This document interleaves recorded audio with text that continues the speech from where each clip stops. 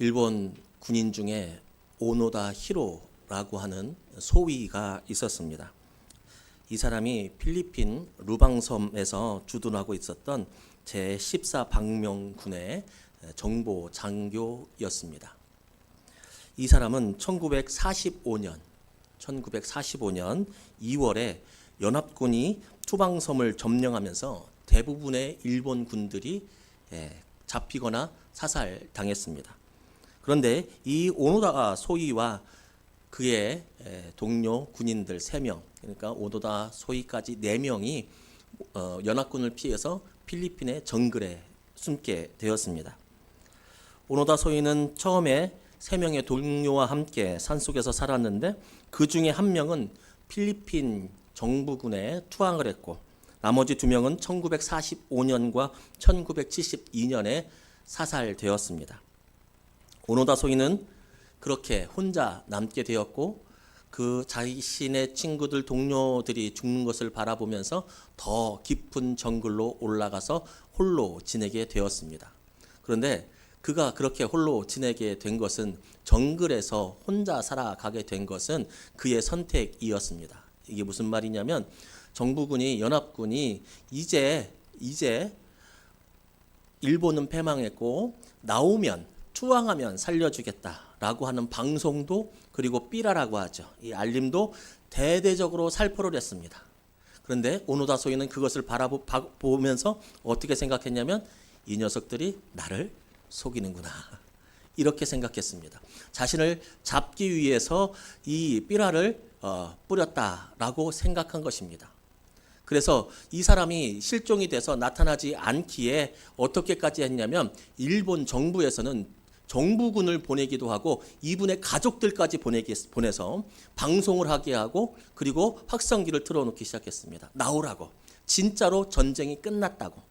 이제 일본은 지고 나오면 본국에서 가족들과 함께 지낼 수 있으니 오노다 소위는 나오라고. 그렇게 방송까지 했습니다. 그러나 오노다 소위는 그 말을 믿지 않았습니다. 내가 그렇게 쉽게 속을 것 같아? 라고 생각하면서 더 깊은 산속, 더 오지로 자신의 몸을 숨겼습니다. 그래서 1960년 이제 일본 정부는 그를 포기했습니다. 1960년에 그는 전사했다. 이렇게까지 했는데 나오지 않으면 그는 살아있지 않을 것이다 라고 하면서 전사를 공식 판정했습니다. 그런데 그는 살아 있었습니다. 장장 29년 처음 파병했을 때부터 장장 29년 그 해에 얼마 지나지 않아서 일본이 패망했으니까 29년 동안 그는 정글에서 홀로 살아갔습니다. 22세 22살의 꽃다운 청년이 필리핀 정글에 들어가서 52세 중년이 되어서 나오게 되었습니다. 30년 동안 언제 내가 잡혀갈지도 모른다 생각하면서 주둔지를 옮기고 제대로 된 식사하지 못하고 보고 싶은 가족들을 보지 못하면서 홀로 마치 죄송합니다. 짐승처럼 그렇게 두려움과 상황을 피해가면서 살게 되었습니다. 국가와 가족들까지 나서서 끝났다고, 전쟁은 끝났다고 그렇게 간절히 말해도 오노다 소위는 끝까지 저들은 아니 가족들까지도 나를 속이려고 한다라고 하는 자기 생각에 빠져서 사실을 받아들이지 못하고 자신의 삶을 그 아름다운 꽃다운 젊음을 정글에서 보낼 수밖에 없었고 가족들에게는 상처를 줄 수밖에 없는 삶을 살았습니다. 진리를 위한 지조와 절개는 아름답고 숭고합니다. 그렇지만 거짓을 위한 고집과 아집은 사람의 삶을 피폐하게 만듭니다.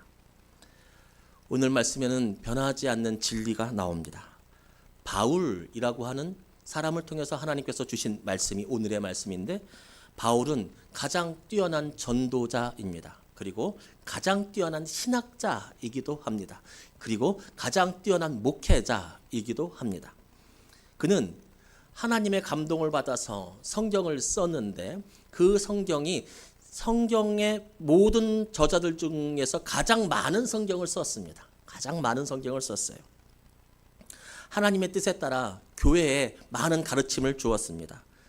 음식의 문제, 음식을 어떻게 할 것인가, 제사 드린 음식을 먹어야 돼 말아야 돼, 교인들과의 갈등의 문제, 너희들이 싸웠어? 그럼 어떻게 해결해야 돼? 이런 문제들, 예배의 문제들, 이런 문제들을 바울은 정리했습니다. 교회 생활에 대한 문제도 바울은 지표를 우리에게 주었습니다. 많은 가르침을 주었고, 또한 교리에 있어서는 기독교가 바로 설 수 있는데 가장 초석을 한 것이 바로 바울입니다. 바울. 교리를 밑바탕을 깔아준 것이 바로 바울입니다. 바울. 하나님은 그렇게 그를 사용하셨습니다. 가장 많은 성경을 집필한 사람 바울, 그 많은 가르침을 준 바울, 그 가르침, 교회 생활에 대한 가르침을 바탕으로 우리 2000년 후에 생긴 우리 비례 영광교회 교회 생활도 그의 말씀을 바탕으로 이루어져 가려고 노력합니다. 그것이 바로 성경으로 기록된 교회 생활, 그것을 지키려고 노력하죠. 그렇게 많은 가르침을 준 것이 바울인데, 바울이 가르쳐 준 것, 바울이 전한 것 중에 가장 중요한 것은 무엇일까요? 이 말을 바꾸면 이렇습니다. 하나님께서 전하여 준 복음, 성경의 말씀 중에 가장 중요한 것은 무엇일까요? 이렇게 바꿔도 됩니다. 왜냐하면 바울을 통해서 하나님이 말씀하신 거기 때문에. 성경을 통해서 하나님께서 우리에게 가르침을 주셨는데 그것 중에 가장 중요한 것은 무엇일까? 직장 생활은 어떻게 하고, 사회 생활은 어떻게 하고, 나라는 어떻게 봐야 되고, 교회는 어떻게 바라봐야 되고, 이런 것들, 모든 것들 중에 가장 중요한 것은 무엇일까요? 이렇게 질문하면, 목사님, 하나님 말씀이 다 중요하지, 뭐는 중요하고 뭐는 안 중요합니까? 라고 반문하실지도 모르겠습니다. 그런데 제가 이렇게 말할 수 있는 것은, 그 중에 가장 중요한 것은 무엇입니까? 라고 말할 수 있는 것은 성경에서 가장 중요하다고 쓰여져 있기 때문에 그렇습니다. 성경에서 가장 중요한 것이 쓰여져 있는 것, 그것이 바로 오늘 본문이 있는 15장 3절에서 5절 상반절 말씀입니다. 우리 공동번역으로 함께 읽겠습니다.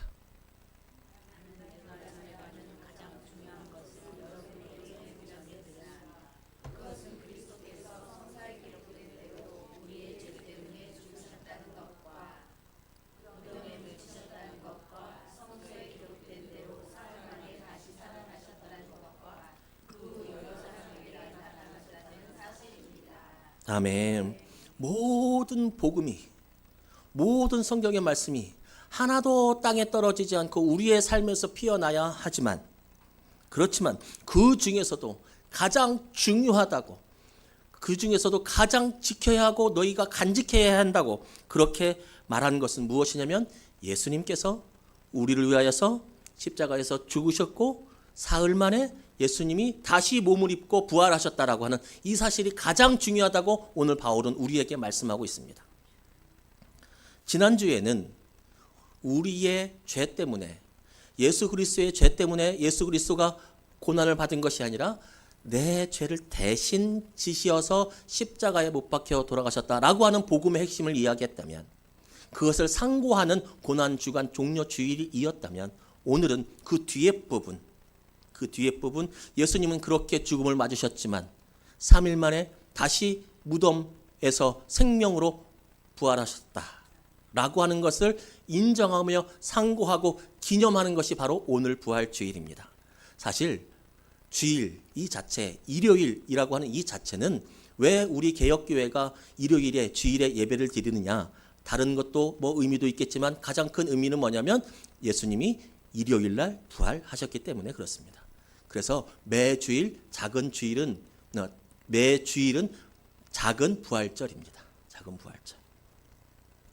예수님께서 우리를 위해서 죽으셨다는 것과 3일 만에 다시 살아나셨다는 것, 이것은 동전의 양면과 같아서 둘 중에 하나도 빠뜨릴 수 없습니다. 둘 중에 하나도. 우리의 죄값을 가지고 대신 죽으셨다라고 하는 것은 죽으셨는데 부활하지 못했다, 우리의 죄를 위해서 죽으셨는데 부활하지 못했다라고 하는 것은 고맙기만 하지만 지금 살아계시지 못하기 때문에 완전하지 않습니다. 반대로 예수님께서 죽으셨다가 부활하셨다면 신기하기는 하지만 나와는 관계가 없습니다. 그래서 예수님의 고난과 예수님의 부활은 같이 가는 것입니다. 동전의 양면과 같습니다. 그리고 이것은 복음의 핵심입니다.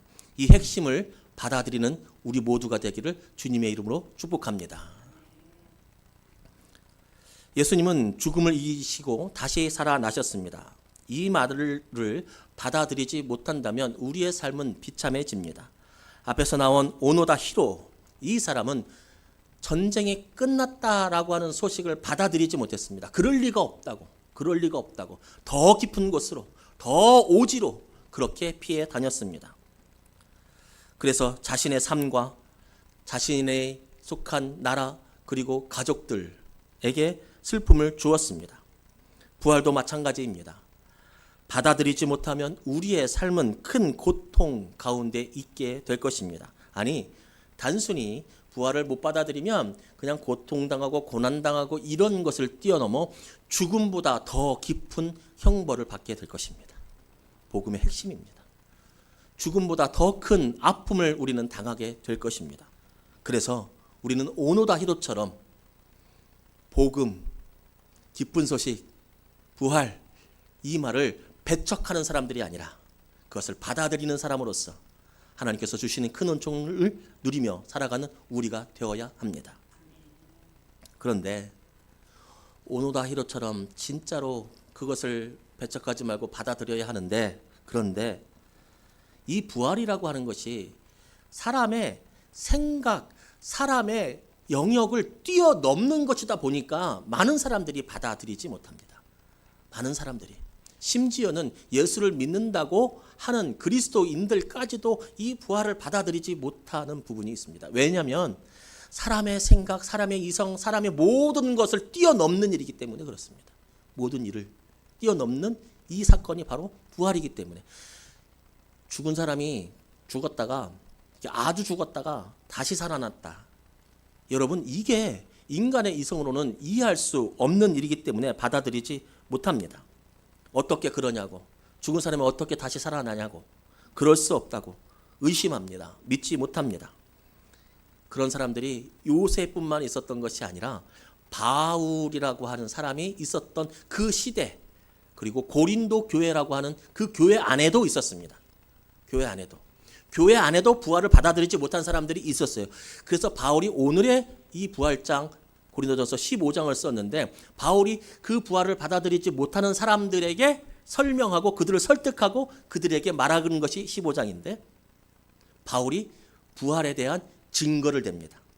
이렇기 때문에 예수님이 부활하신 거야, 증거를 봐봐, 이게 증거야 라고 내놓습니다. 예수님의 부활의 증거는 많이 있습니다. 예수님 분명히 죽으셨다는 것과 그 무덤이 비어 있었다는 것, 그것이 증거일 것이고, 또 복음서는 예수님이 돌아가신 후에 얼마 지나지 않아서 그 복음서가 완성이 됐습니다. 모든 경전들 중에 가장 빠르게 지어진 것이 복음서입니다. 그러니 신화적인 이야기들이 거의 빠졌을 것입니다.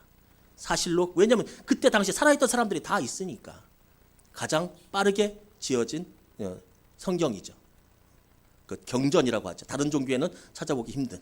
구전으로 내려와서 누가 그랬대가 아니라 실제로 그것을 본 사람들이 직접 지은 책이라고 하는 것. 또 증거들이 있죠. 부활한 것을 가장 먼저 본 것이 남성이 아니라 바로 여성이었다라고 하는 것을 복음서에는 기록하고 있습니다. 거짓말을 치려면 치밀해야 됩니다. 머리가 나쁘면 거짓말도 못 칩니다. 얼굴에 표시가 다 납니다. 그런 의미에서 저는 참 거짓말 치기에 좀 부족한.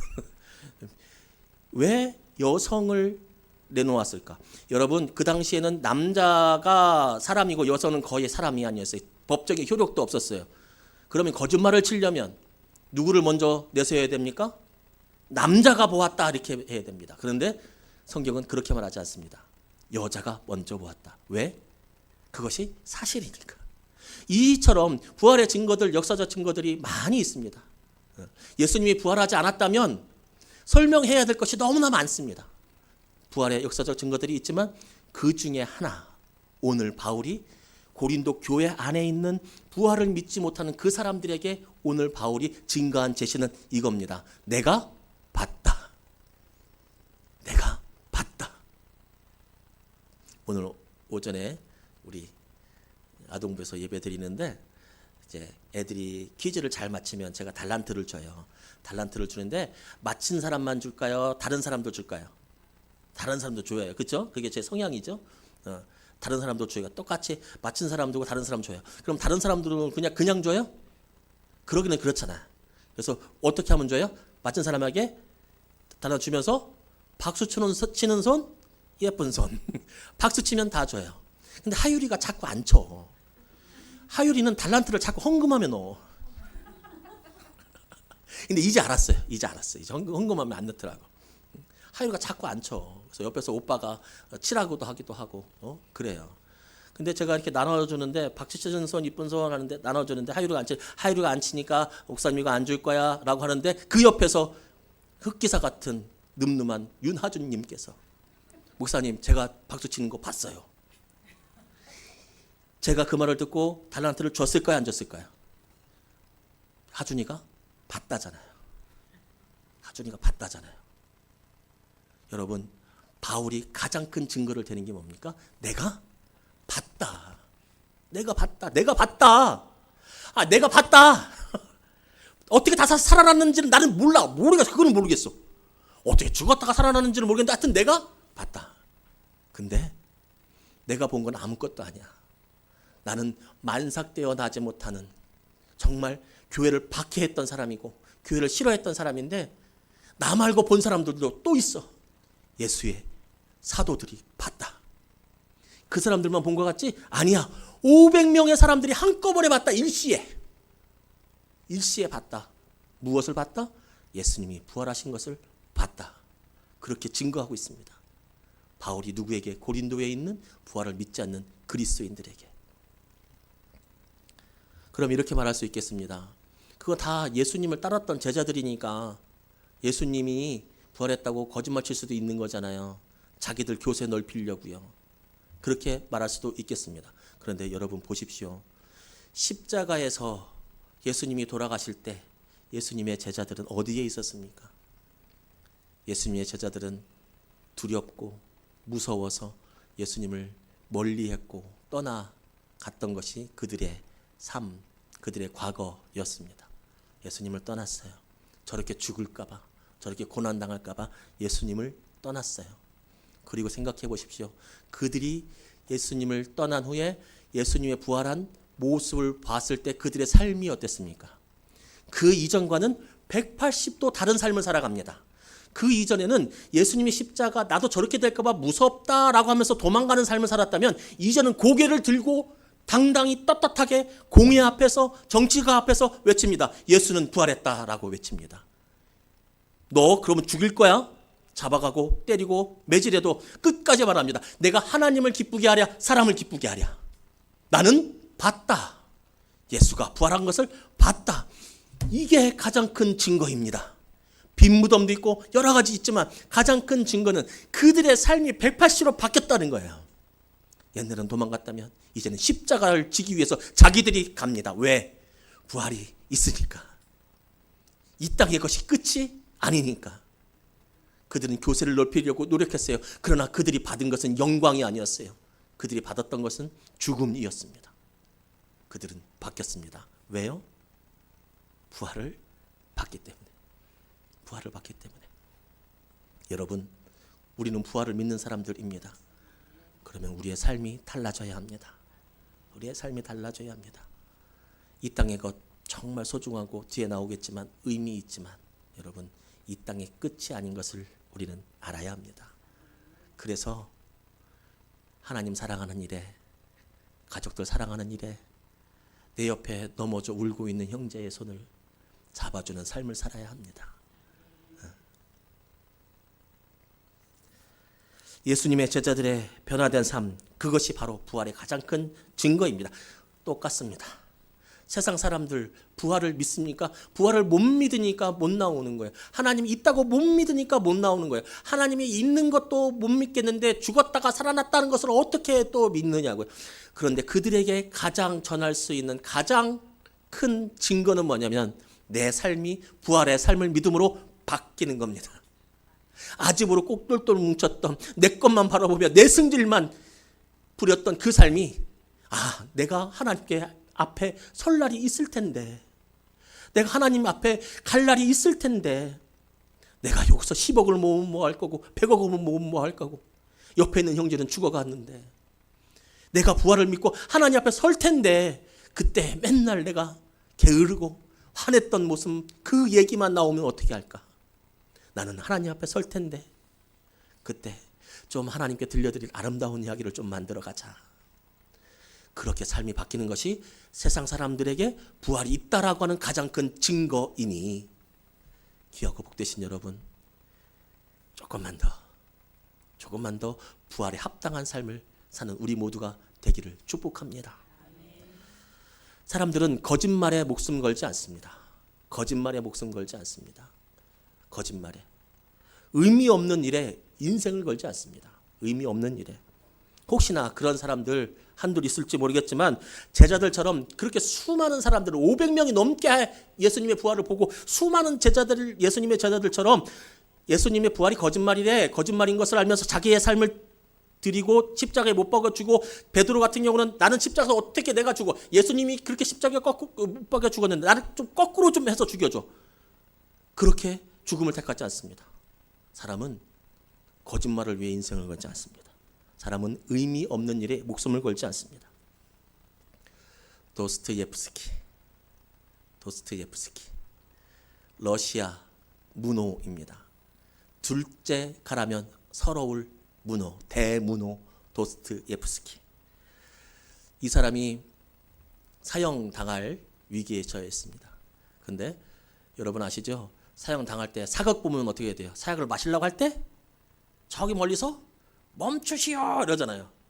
진짜로 이제 죽으려고 하는데 저기서 멈추시오 라고 해서 그를 사형시키지 않고 시베리아, 그 추운 시베리아로 유배를 보냅니다. 강제 노역을 시킵니다. 거기에서 노력을, 그 유배를 당하면서 자기의 실제적인 이야기를 기본 바탕으로 소설을 썼습니다. 그 소설의 이름이 뭐냐면 죽음의 집의 기록이라고 하는 소설입니다. 죽음의 집의 기록. 죽음의 집은 어디를 이야기할까요?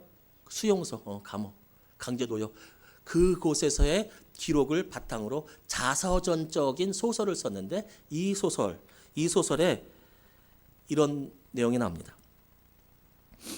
사람을 황폐시킬 수 있는 최고의 방법은 무의미한 일을 반복하도록 시키는 것이다.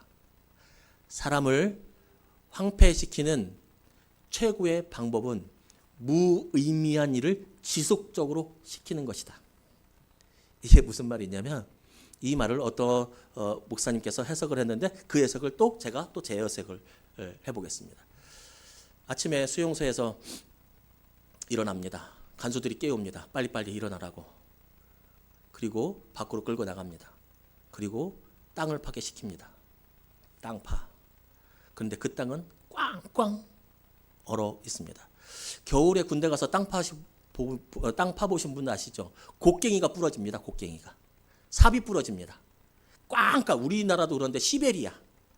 거기서 하루 종일 땅을 파라고 시킵니다. 어떻게든 파라고. 열심히 파라고 시킵니다. 조금 힘들어서 실라치면 간수들이 와서 때립니다. 너 지금 뭐 하는 거냐고. 빨리 땅 안 파냐고. 땅을 파라고 시킵니다. 그리고 점심을 먹습니다. 그리고 오후에 또 땅을 팝니다. 조금이라도 실라치면 간수들이 득달같이 달려와서 채근합니다. 빨리 파라고. 그렇게 저녁이 됩니다. 저녁이 되어서 이제 수용소 감옥으로 다시 돌아갈 시간이 되었습니다. 그러면 간수가 이렇게 얘기합니다. 다시 메꾸는 건 금방이죠. 다시 메꿉니다. 들어가서 피곤한 몸을 가지고 감옥에서 잠을 잡니다. 다음 날 아침 일찍 새벽부터 간수들이 깨웁니다. 나와. 다시 따라 나갑니다. 어제 땅 팠던 그 옆에 땅을 파라고 합니다. 땅파. 하루 종일 팝니다. 그리고 저녁이 되면 그 땅 메우고 다시 돌아갑니다. 이게 그 수용소에서 발견한 가장 사람을 황폐시키는 일. 아무 의미가 없는 일. 아무 의미가 없어요. 파면 메꾸고 아무 의미가 없는 거예요. 이 의미 없는 일을 지속적으로 시키는 것이 가장 사람을 망치는 일이다라고 그렇게 말씀하고 있습니다. 어느 글에서 제가 봤는데요. 영국으로 기억되는데 신문에 광고를 냈습니다. 일당 시급을 꽤 잘 쳐준다고 광고를 냈어요. 일은 아무나 다 할 수 있는 거라고. 아무나 다 할 수 있는 거라고. 시급을 해서 사람들이 지원을 했어요. 시급이 좀 높으니까 지원을 했어요. 이거 뭐를 시키느냐? 신문지 한 장을 딱 줘요. 접어. 더 접어. 한 번 더 접어. 자, 이거를 땅에 떨어뜨려. 다시 주워. 펴. 자, 접어. 떨어뜨려. 다시 주워. 하고 12시 되면 식사하고 와. 1시부터 접어. 떨어뜨려. 주워. 펴. 이 일을 시켰다. 왜 실험을 했겠죠. 버티는 사람이 없답니다. 이게 뭔 의미가 있느냐고. 사람은 의미 없는 그 반복되는 일을 향해서 나아갈 수가 없는 존재입니다. 의미가 부여되면 우리는 목숨도 겁니다.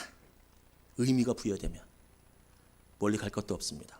우리의 자녀들, 우리 가족들, 그 가족들이라고 하는 의미가 나에게 다가오면 아침에 직장 가기 좋아서 가는 사람 누가 있어요? 아침에 직장 가면 나를 괴롭히는 상사가 있을 것이고 같이 일하는 동료끼리 마음도 안 맞고 자영업자분들은 일하고 싶은 이게 신나는 분 몇 명이나 있겠어요. 그럴 때도 있겠지만 대부분 장사가 안 돼서 힘들고 종업원 때문에 힘들고 손님들 때문에 힘들고 얼마나 힘들어요. 제가 부교육자 할 때 들었던 말씀인데 그 목사님이 아시는 이제 친구분이 있는데 그 친구분의 형제가 3명이래요. 근데 그 어머니가 하는 말씀을 들었대. 이분이 그 친구가 어디 고향이냐면 갯벌이 있는 곳이 고향인데 그 어머니가 홀 어머니인데 아들 3명을 키우는 거예요. 근데 무엇을 해서 키우냐면 아침 일찍 새벽에 나가서 그 꼬막 캐는 거 있죠. 이 꼬막. 이거를 캐가지고 여자 홀로 아들 3명을 키웠는데 그 엄마가 새벽에 일어나갖고 그 뻘을 보잖아요. 그러면 거기가 지옥 같았대요. 내가 지옥으로 들어가는 것 같았대. 근데도 뒤돌아보면 있을 자기 자식들 위해서 그 지옥 같은 곳을 밀고 들어가는 거예요. 그 사람만 그래요? 우리는 안 그래요? 우리는 우리가 사랑하는 우리에게 맡겨주신 그 자녀들, 가족들을 위해서 정말 힘들고 어려워도 아침에 일어나는 거예요. 가는 거예요. 의미가 있으면 목숨도 겁니다. 그래서 어쩌면 저와 여러분, 사람은 밥이 아니라 의미를 먹고 사는 존재인지도 모르겠습니다. 예수님의 부활을 본 수많은 사람들이 십자가 앞에서 모른다고 도망갔던 사람들이 폭력이 무서워서 압제가 무서워서 숨었던 그들이 이제 머리를 들고 나는 죽어도 예수 전하고 죽을란다. 나는 죽어도 하나님께 들려드릴 이야기를 만들고 죽을란다. 그렇게 머리를 들고 살아갔다는 것은 무엇이냐면 십자가에서 의미를 발견했기 때문에 부활에서 의미를 발견했기 때문입니다. 거짓을 따라서 자신의 삶을 드리는 사람은 없습니다. 그것에 의미가 있기 때문에 그것이 사실이기 때문에 그들은 예수님의 부활을 보고 자신의 진정한 삶의 의미를 깨달았습니다. 그리고 예수님께서 하셨던 너희도 부활이 되어 너희도 죽음에 이르면 다시 살게 되어 하나님 앞에 서게 될 것이다 라고 하는 그 말을 받아들여서 그들의 삶을 바꾸어 나갔습니다. 그 제자들 중 한 사람 예수님의 부활을 본 바울은 이렇게 말씀합니다. 19절 말씀입니다.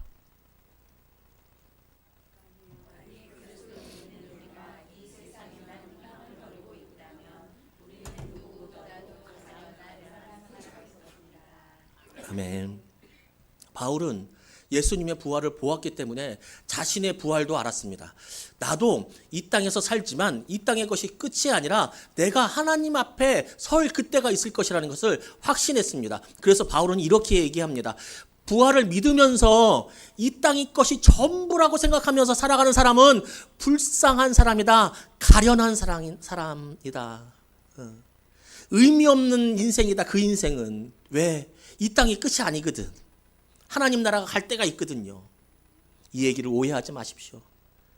이 얘기를 이 땅의 것이 별거 아니다라고 하는 게 아니에요.